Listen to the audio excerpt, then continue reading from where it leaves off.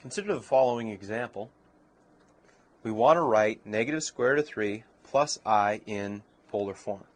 Now that means we want this to be in the form r times the quantity cosine theta plus I times the sine of theta. Now let's graph this in the complex plane. We know that the real part is the horizontal axis and the imaginary part is the vertical axis. So it looks something like the following. And what we want to do here is kind of draw a quick right triangle. Looks something like that. That's theta prime right there, which is hard to tell, but we'll get back to that. All right, first thing we need is r.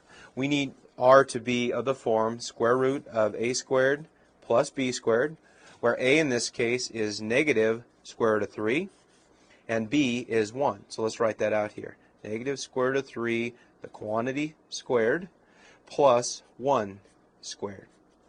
All right, so if we simplify that thing out, we get our favorite number here, the square root of 4, which equals 2. So the radius in this particular problem is 2. Now all we need is theta, and we'll have it. We have a nice little formula that says the following. The tangent of theta is equal to b all over a. And for our problem, b is a positive 1, and a is negative square roots of 3.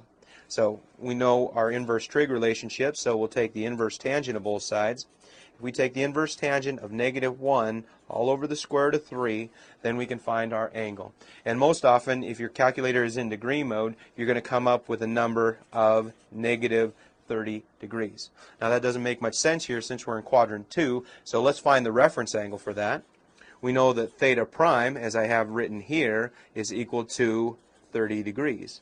And so in the second quadrant, we come up with an angle, theta, equaling 150 degrees. And writing that in terms of radians, we would have 5 pi 6 radians. Now that we have our values, let's write this in correct polar form. Remember, we want something in the form r times the quantity cosine theta plus I sine theta. So z can be written as follows. 2 times the quantity cosine of 150 degrees plus I times the sine of 150 degrees. So this would be polar form using degrees. Now let's write that using radians. It would be 2 times the cosine of 5 pi 6 radians plus I times the sine of 5 pi 6 radians. So what we've done then is we've taken the point negative root 3 plus I and written that in polar form.